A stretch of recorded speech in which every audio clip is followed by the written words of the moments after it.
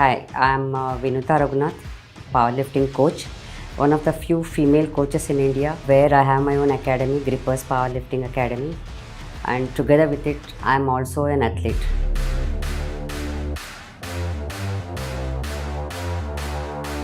Recently, in the month of April, I broke world record in squats, unofficial record it was.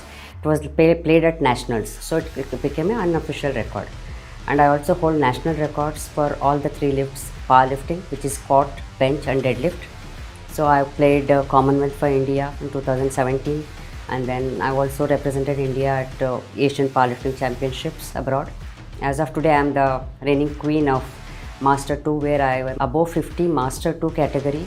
Continuously I have been winning Strong Woman, that is the best lifter title.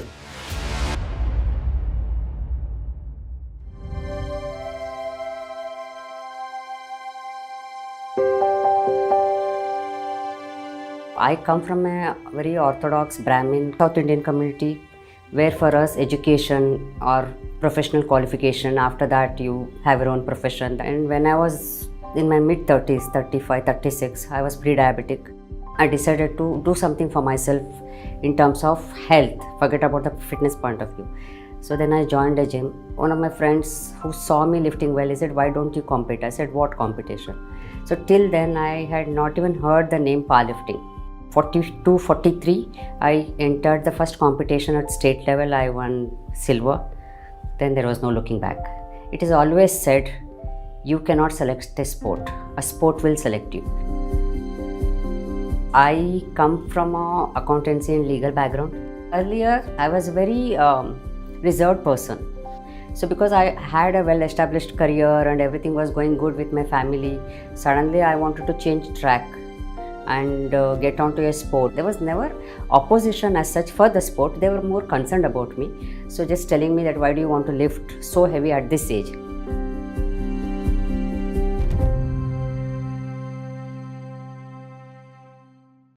When I started my own academy, I started saying that I do train. So a lot of hate messages used to come. Aapko kyun chahiye? Aapka umar ho chuka hai. You don't have to do this. And you have to have a different mindset. Every human body that walks in to train under me is a new subject matter for me. I never promise them you will have this result, you will have that result. No, there are no promises. You work hard and you take back what you desire. But think of a powerlifting, it is always misunderstood as something to do with the gym. Of course, you need a place, that is the gym. The plates and the bars and the accessories that we use, same things are used. But lifting itself can be taught like any other sport. You want to pursue it at higher level. So I used to talk to people, so-called trainers or coaches, but everyone had their opinions. This is what I do, this is how I do. Why this particular thing has to be done? No, this is what I am used to. It can't be like that. So then that's when my search for education in this started. So I prefer to maintain my body weight around 55 kgs during the practice or during the competition. To maintain that particular body weight at 55, number of calories that is required and the amount of protein that is required for my body to perform and repair itself. So about 100 grams of protein I take, about 200 grams of carbs I take, and a little bit of maybe 25-30 grams of fat I take. So this becomes my food composition.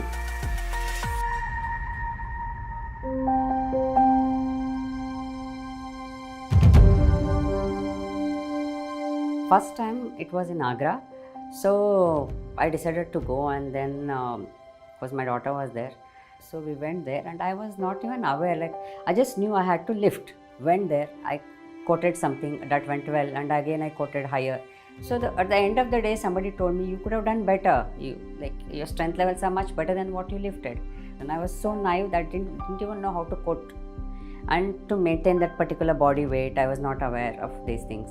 At the end of the competition, there's one person selected as the best lifter, title winner.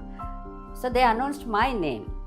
I was like, I didn't know that it's going to be some title thing and which I am going to win. I jumped up and then I just lifted my daughter and we both were screaming. Actually, that's the time when I decided, yes, this is what I'm going to do.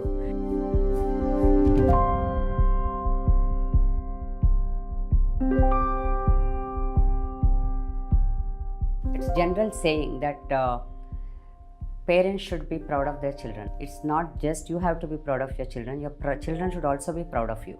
So this is something I learned from my daughter. So whenever I achieved something or when I won something, it was always her. I would go on first and tell her this is what has happened. She would be the happiest person. Best thing she always told me was, I'm very proud of you, I'm very proud of you. And that just keeps ringing in my ears. First to go to person was my daughter. Call her up and say this is what is happening, should I go ahead with it or not? She says yes, it's yes, otherwise no. And she's also my biggest critic. So what I wear in the competition, how I want to display, it's first told to her. Accepting me as a mother, she has also looked at me as a person, as a woman. Having her own mind, having her own body, having her own thoughts, which is a greatest asset I got from my daughter, I feel. She understands me much better than I understand myself. So realize that as a mother myself and as a daughter, our age is same, right? The experiences that I have underwent as a mother is same, the years are same like she underwent as a daughter. So it's a very sweet thing, I feel. Give chance to female coaches. They can do excellent jobs and they do understand it's about using your intellect, getting knowledge right. So yeah, female can definitely do. Give them a chance and see. And I am very thankful to all my male students who ever believed that, never thought I was a female coach, still believed in me and who train under me. It is always said, you cannot select a sport will select you. You need to have genetic predisposition first and foremost and hard work enough to get there. So maybe late in my life the sport caught me and it's not going to leave me, or rather I am not going to leave it.